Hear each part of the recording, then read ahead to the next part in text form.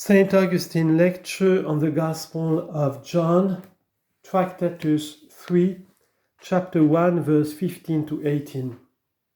We undertook in the name of the Lord and promised to you, beloved, to treat of that grace and truth of God, full of which the only begotten Son, our Lord and Saviour Jesus Christ, appeared to the saints, and to show how, as a matter belonging to the New Testament, it is to be distinguished from the Old Testament.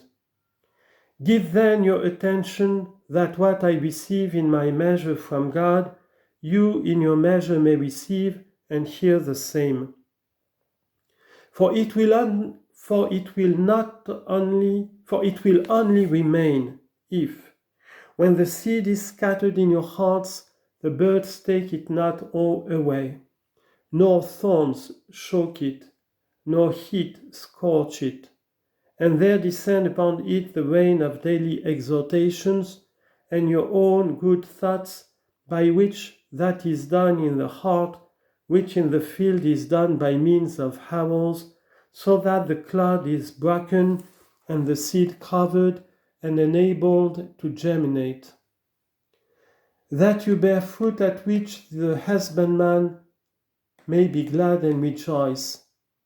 But if in return for good seed and good rain you bring forth not fruit but thorns, the seed will not be blamed, nor will the rain be in fault, but for thorns due fire is prepared. Matthew chapter 13, verse 3 to 25.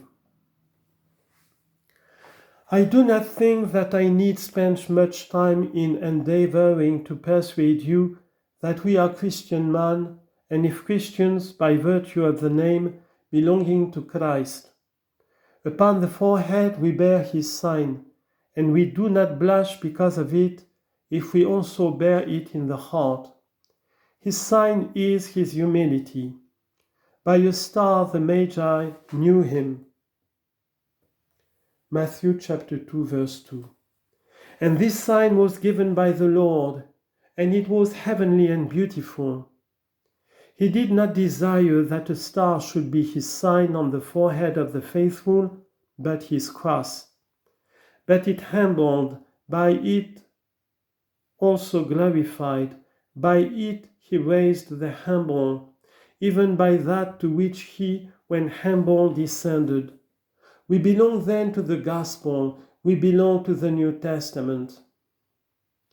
The law was given by Moses, but grace and truth came by Jesus Christ. We ask the apostle, and he says to us, since we are not under the law, but under grace. Romans chapter 6, verse 14. He sent therefore his Son, made of a woman, made under the law, that he might redeem those who were under the law, that we might receive the adoption of sons.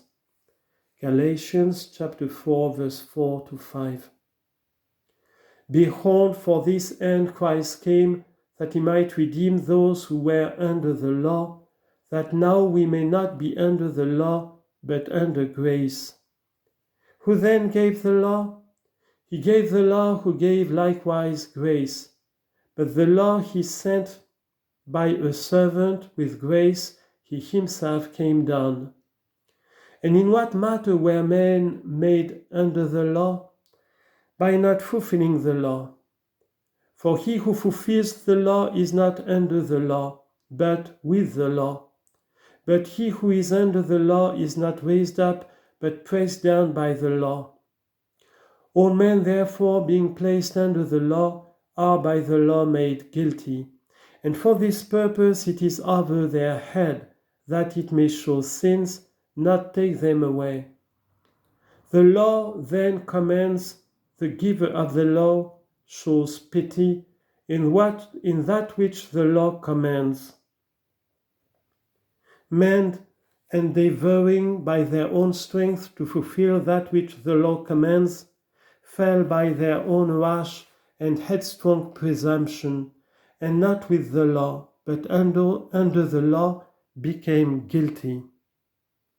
And since by their own strength they were unable to fulfill the law, and were become guilty under the law, they implored the aid of the deliverer, and the guilt which the law brought caused sickness to the proud.